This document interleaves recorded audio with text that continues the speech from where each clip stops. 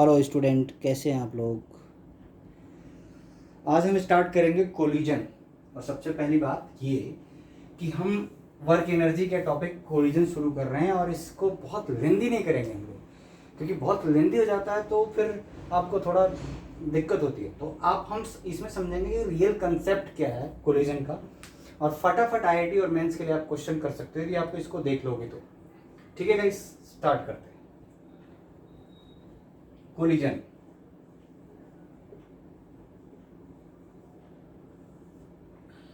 Collision देखिए, collision की एक बात हमेशा याद रखिएगा। कोलिजन में पहली कंडीशन है कोलिजन की, और कंडीशन यहीं शुरू होती है। कोई भी कोलिजन हो, for any type of collision, मतलब दो बॉल टकराई कोलिजन हुआ।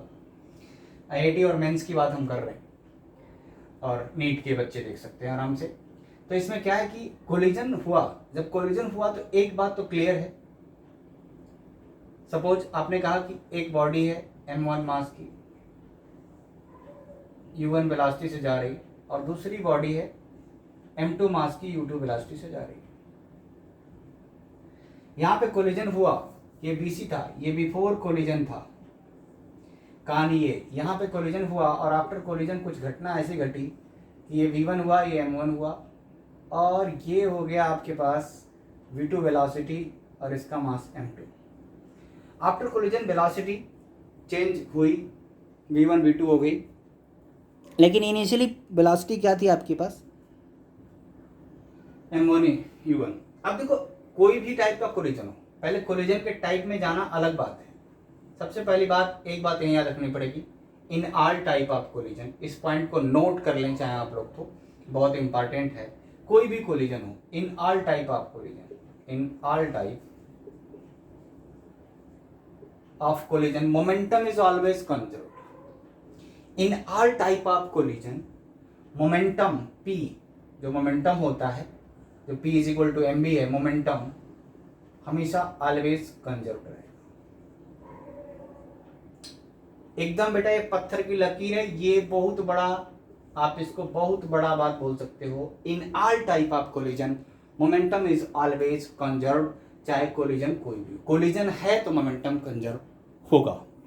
एकदम ये पत्थर की लकीर, कंपटीशन के बच्चे याद रखें, in all type of collision momentum is always conserve.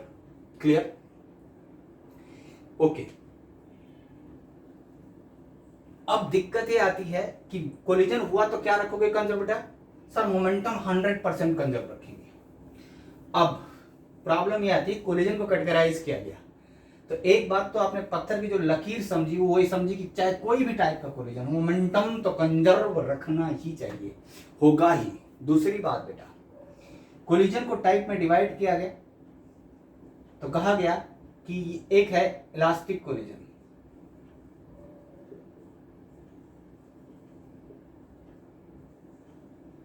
और दूसरा है बेटा in elastic collision.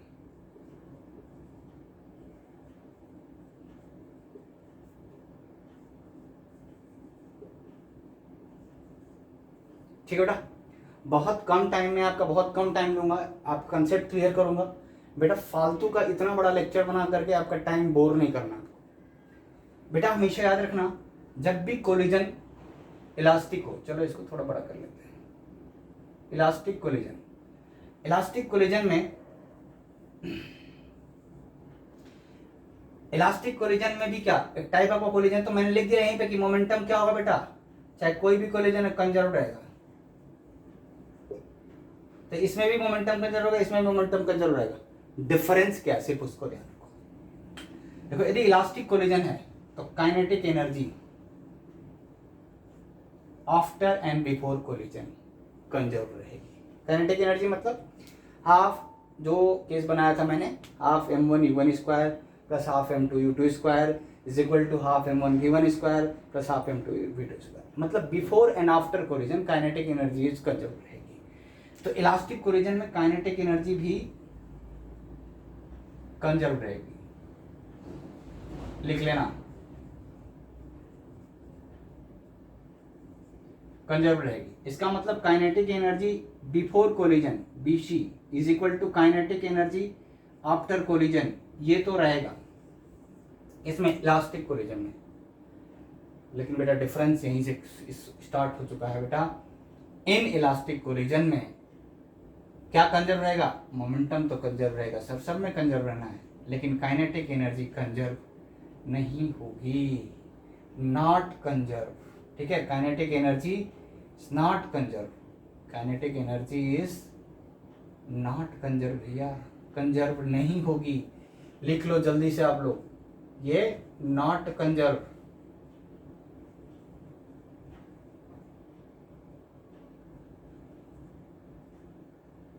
Kinetic energy conserve नहीं की, इसका मतलब बेटा there is loss of kinetic energy, ढेर सारा लॉस ऑफ काइनेटिक एनर्जी होगा, लॉस होने वाला है of kinetic energy.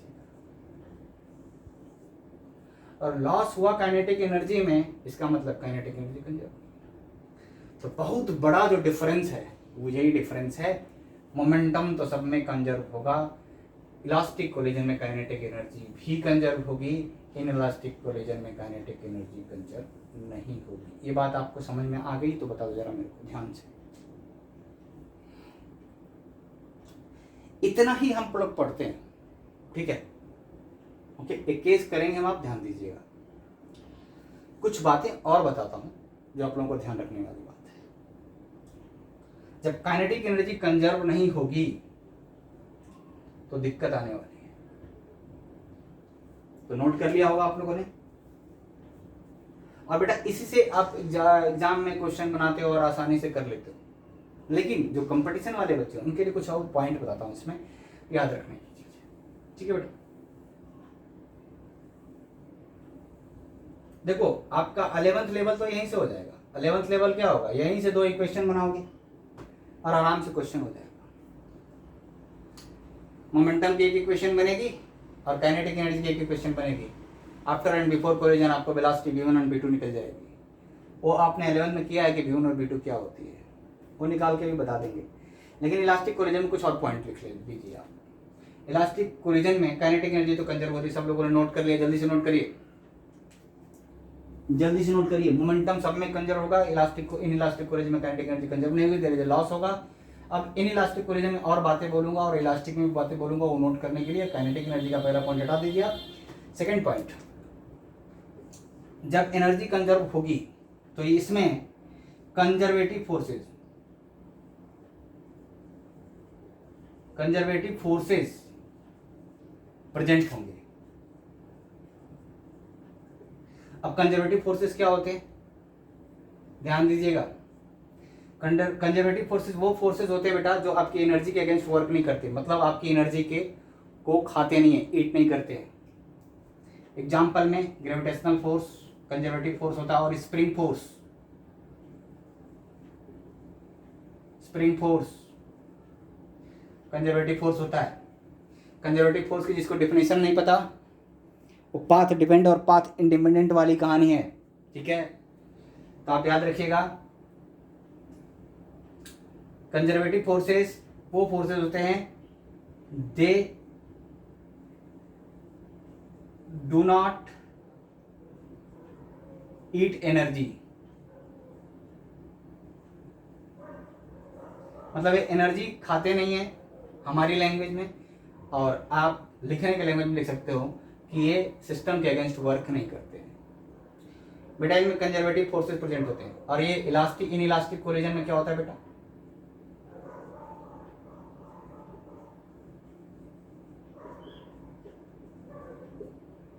Non conservative forces present होते हैं।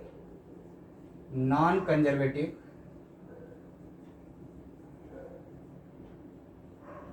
फोर्सेस, नॉन कंजर्वेटिव फोर्सेस कौन से होते हैं बेटा, रेजिस्टेंस, एयर ड्रैग, फ्रिक्शन, जो हमारे एनर्जी के अगेंस्ट वर्क करते हैं उनको हम नॉन कंजर्वेटिव फोर्सेस बोलते हैं। क्लियर। तो ये दूसरा पॉइंट था फोर्सेस के बारे में, इलास्टिक और इनइलास्टिक। जल्दी से जिसको नोट करना करिए।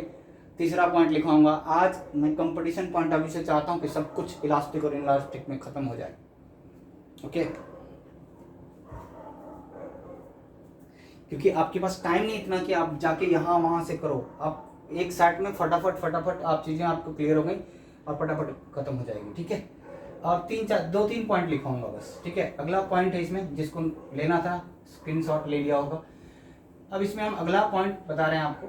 अगला पॉइंट ध्यान दीजिएगा, इलास्टिक कोलिजन यदि है तो एनर्जी कंजर्व होगी। कौन सी? Kinetic energy. तो इसमें काइनेटिक एनर्जी कंजर्व होगी तो कंजर्वेटिव फोर्सेज है तो हर एनर्जी कंजर्व होगी। तो मैकेनिकल एनर्जी क्या होती है? Sum of kinetic energy and potential energy. Mechanical energy क्या होती है? कंजर्व। मैकेनिकल एनर्जी भी कंजर्व रहेगी। ठीक है, टोटल एनर्जी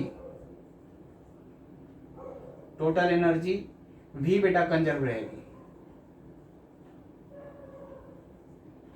देखो तोड़ दो इसका। क्यों? क्योंकि सर यहाँ पे कंजर्वेटिव फोर्सेस प्रेजेंट है तो सर सारी एनर्जी कंजर्व रहने वाली है। ये तीसरा पॉइंट है बेटा, फटाक से लिख लोगे आप लोग, मेरे को दिक्कत नहीं दोगे। और इसमें बेटा कोई भी एनर्जी कंजर्व नहीं रहेगी। क्यों? क्योंकि सर यहाँ पे there is a loss of kinetic energy. और तीसरा पॉइंट है यहाँ पे काइनेटिक एनर्जी कंजर्व नहीं होती। तो मतलब कि ये डेल्टा के आता है इज इक्वल टू के फाइनल, लॉस हो जाती है तो के इनिशियल ज़्यादा होती है माइनस के फाइनल कम हो जाती है। तो there is a loss of kinetic energy होता है। मैकेनिकल एनर्जी क्या होगी बेटा? इसको बेटा नॉट कंजर्व लिखो, लैंग्वेज में लिख लो या यहाँ नॉट लगा देता हूँ। नॉट कंजर्व, याद रखना, नॉट कंजर्व। कंजर्व नहीं होगा बेटा कुछ भी, मैकेनिकल एनर्जी हो या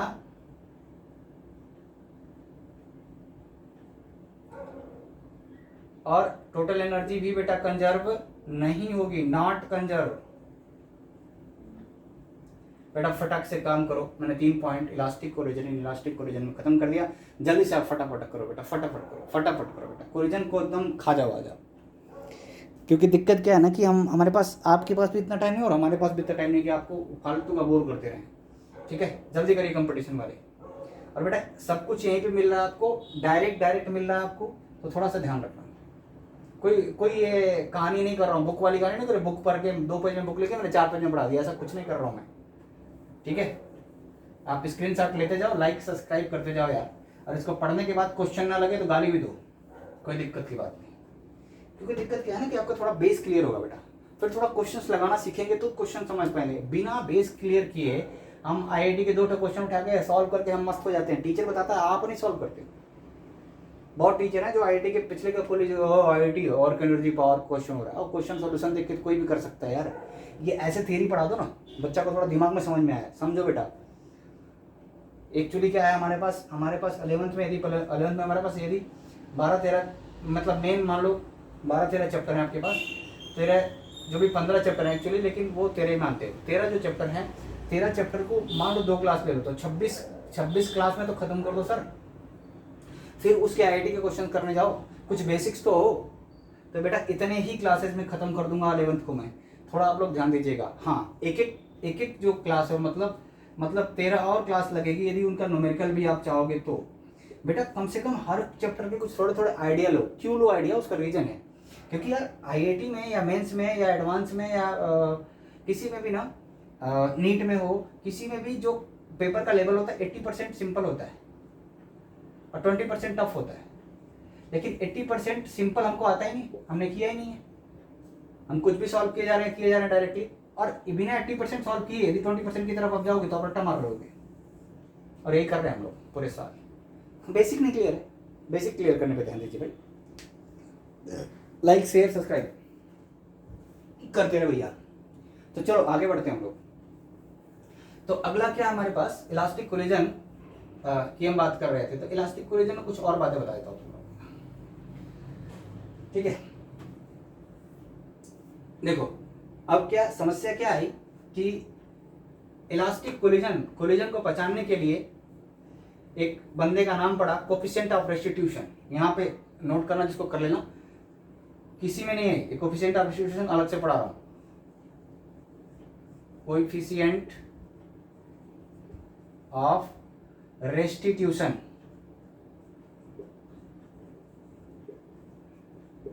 ध्यान देना, कोफिशिएंट ऑफ रेस्टिट्यूशन को स्मॉल ई से रिप्रेजेंट करते हैं। ये हर टाइप के कोलिजन के लिए होता है। ये मत देखना कि कोलिजन का, ये इसलिए नहीं मिटाया हूं क्योंकि यहाँ पे क्या करना पड़ेगा, हमको भी समझाना पड़ेगा किसमें क्या होता था, कोफिशिएंट ऑफ रेस्टिट्यूशन एक अलग हेडिंग होती है। ये डिटरमाइन करता है कि कोलिजन किस टाइप का है। टाइप ऑफ कोलिजन बताने के लिए कोफिशिएंट ऑफ रेस्टिट्यूशन का यूज किया जाता है। क्या होता है कोफिशिएंट ऑफ रेस्टिट्यूशन, वो देखो। It is defined as the ratio of velocity of separation upon velocity of approach. क्या, velocity of separation upon velocity of approach. तो ई को जो करते हैं हम कहते हैं कि वेलोसिटी ऑफ सेपरेशन। तो वेलोसिटी ऑफ सेपरेशन कैसे पता करेंगे, वेलोसिटी ऑफ अप्रोच कैसे पता करेंगे, उसका ध्यान देते हैं। तो मान लीजिए आपके पास मान लीजिए कि कोलिजन हो रहा है, और कोलिजन हो रहा है तो पहले मास m1 था, वेलोसिटी u1 थी, ध्यान दीजिएगा। और कोलिजन होने के लिए मास m2, वेलोसिटी u2, यहाँ पे कोलिजन हुआ। जब कोलिजन हुआ तो m1 मास की बॉडी किससे जा रही थी, देखो m1 मास की बॉडी जाएगी आपकी u1 से, और m2 मास की बॉडी आपकी जाएगी u2 से, v1 और v2 से, आफ्टर कोलिजन एंड मीटर। अब ध्यान से देखिएगा जरा, मैंने कहा कोफिशिएंट ऑफ रेस्टिट्यूशन है velocity of separation upon velocity of approach. देखो बेटा ध्यान से, ये कोलिजन, ये बिफोर कोलिजन BC और ये है आफ्टर कोलिजन AC। सबको आई थिंक दिखाई दे रहा होगा, यस दिखाई दे रहा है, तो आई थिंक दिखाई दे रहा है, yes yes yes, okay okay, like share subscribe करो भैया। तो देखो ध्यान से थोड़ा ये देख लेते हैं, अभी इलास्टिक कर देंगे। तो क्या है कि आप कोलिजन जब तक बिफोर कोलिजन ही तो अप्रोच होगा, नहीं तो कोलिजन कैसे होगा, जब तक अप्रोच करेंगे दूसरे से, मिलेंगे, अप्रोच का मतलब मिलना, और मिलेंगे तो वेलोसिटी ऑफ अप्रोच नीचे है, ऊपर है वेलोसिटी, जिसको नहीं पता वो लिख ले, वेलोसिटी ऑफ सेपरेशन मतलब दूर होना, सेपरेट होना, और नीचे है वेलोसिटी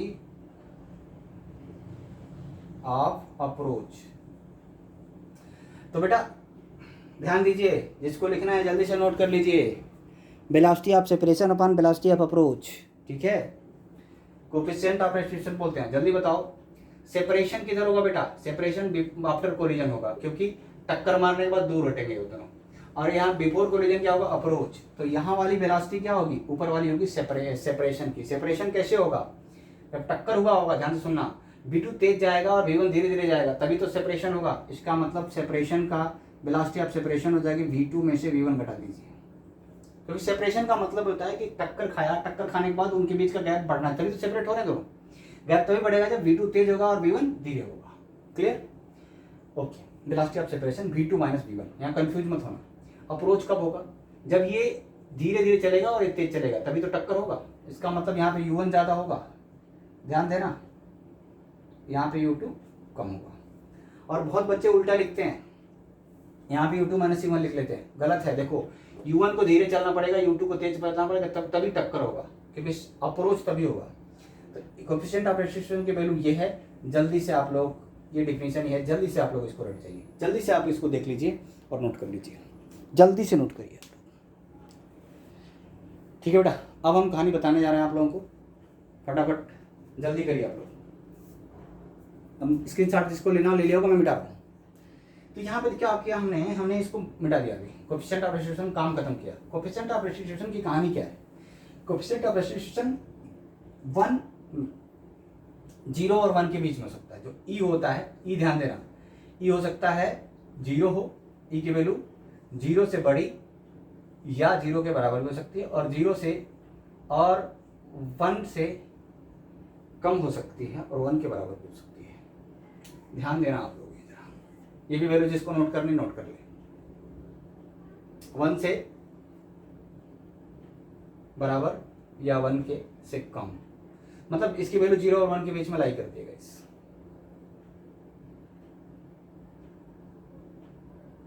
जीरो से बड़ी है और यहाँ 0 से कम है। जल्दी नोट करो, मैं मिटा रहा हूं इसको। देखो यहाँ पे क्या है, coefficient of restitution elastic collision के केस में 1 होता है। अब इन इलास्टिक की बात आती है। इन इलास्टिक के लिए कोलिजन जो होता है, ई जो होता है, ई होता है 0 से लेकर के 1 के बीच में।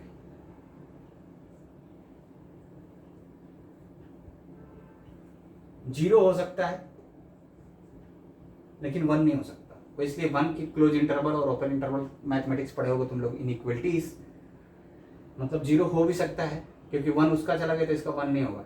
यहाँ पे क्लोज इंटरवल है, देख रहे हो आप लोग, ये मैथ की कहानी, कोई दिक्कत नहीं। देखो बेटा यहाँ पे एक चीज ना समझ में आती है, जो इलास्टिक कोलिजन है, इलास्टिक कोलिजन में क्या होता है, एक बंदा होता है जिसका कोफिशिएंट ऑफ एक्सट्रूशन 0 होता है, जिसका 0 होगा, एग्जैक्ट 0 होगा, वो भी elastic collision he, in elastic collision होगा, लेकिन उसको हम प्लास्टिक बोलेंगे और उसको हम बोलेंगे परफेक्टली इलास्टिक कोलिजन। इसी को हम बोलते हैं जब ई की वैल्यू 0 हो तब कोलिजन जो बोला जाता है इलास्टिक कोलिजन, उसका एक नाम दिया गया, उसको बोला गया plastic collision.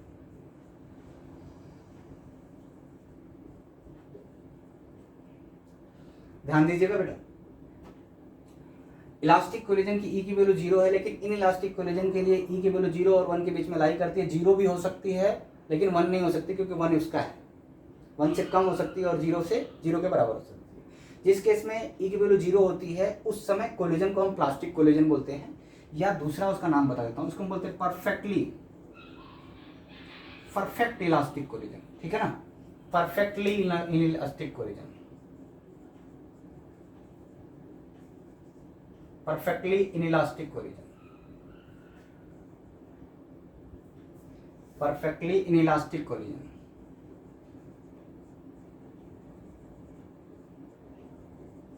Perfectly inelastic collision भी बोलते हैं इसको, ठीक है, तो कोई दिक्कत की बात नहीं। यहाँ पे कंफ्यूज हो आप लोग, परफेक्टली इनइलास्टिक कोलिजन और प्लास्टिक कोलिजन क्या होता है सर, दोनों सेम बात होती है सर, वो एक इनइलास्टिक कोलिजन का एक पार्ट होता है, ठीक है। कह दे कि इलास्टिक कोलिजन कितने टाइप के होते हैं, तो एक उसमें एक टाइप हो गया है ना, perfectly inelastic collision. Perfectly inelastic collision की डिफिनीशन यदि बात करूं तो इस कोलिजन में क्या होता है कि मैक्सिमम एनर्जी का लॉस होता है। क्या होता है, मैक्सिमम एनर्जी का लॉस होता है, मतलब टोटल एनर्जी लॉस हो जाती है, 100% एनर्जी लॉस हो जाती है। एंड आफ्टर कोलिजन, ऐसे कोलिजन में after collision body stuck together, after collision body चिपक जाती है दूसरे से, स्टक टुगेदर, स्टक टुगेदर, ठीक है जी। बेटा देखो जल्दी जल्दी नोट करो थोड़ा, आई थिंक आ रहा है। After collision body stuck together, किसमें, आई थिंक कंफ्यूज हो तुम लोग। देखो भैया, इलास्टिक कोलिजन में एक होता है perfectly inelastic collision. Perfectly inelastic collision एक टाइप का इनइलास्टिक कोलिजन ही है, इसमें 100% काइनेटिक एनर्जी का लॉस हो जाता है, और जब काइनेटिक एनर्जी का लॉस होता है तो आपका बॉडी एक दूसरे को स्टक टुगेदर हो जाती है, ठीक है। तो ये पहचान है कि बॉडी स्टक हो गई तो उसके लिए E0 होगा, ठीक है, और काइनेटिक एनर्जी का 100% लॉस होगा, मैक्सिमम लॉस हो जाएगा वहाँ पे। ओके गाइस, जिसको स्क्रीनशॉट लेना जल्दी से ले लीजिए, मैं इसको मिटाऊंगा बेटा क्योंकि आगे अब हम बात करेंगे। हमने एकदम कोलिजन की पूरी कमर तोड़ दी है। कुछ लोग सोच रहे होंगे सर इलास्टिक कोलिजन में ई की वैल्यू 0 तो ये हो गया, 0 हो गया तो बॉडी स्टक टुगेदर हो गई, लेकिन बॉडी क्या होगा, स्टक नहीं होगी, तब इनइलास्टिक कोलिजन नहीं होगा सर, इनइलास्टिक कोलिजन होगा, लेकिन 100% इनइलास्टिक कोलिजन होगा। वहाँ पे ई की वैल्यू 0 नहीं होगी, ई की वैल्यू कुछ होगी 0.1, 0.2, 0.3, 0.8, 0 कुछ भी होगी, 1 से कम होनी चाहिए, ठीक है। और जब ई की वैल्यू 0 नहीं होगी तो maximum loss of kinetic energy नहीं होगा, लॉस तो होगा क्योंकि इनइलास्टिक कोलिजन में लॉस होना है। Okay guys, thank you. अब आप लोग थोड़ा ध्यान दीजिए आप लोग, तो आगे अगले लेक्चर में हम velocity after collision and before collision की हम बात करेंगे। इस लेक्चर में हमने यही बात की और जल्दी से आप लोग नोट कर लीजिए, और नेक्स्ट लेक्चर में हम बात करेंगे कि इलास्टिक कोलिजन, नेक्स्ट लेक्चर की बात कर रहा हूं मैं बेटा, इलास्टिक कोलिजन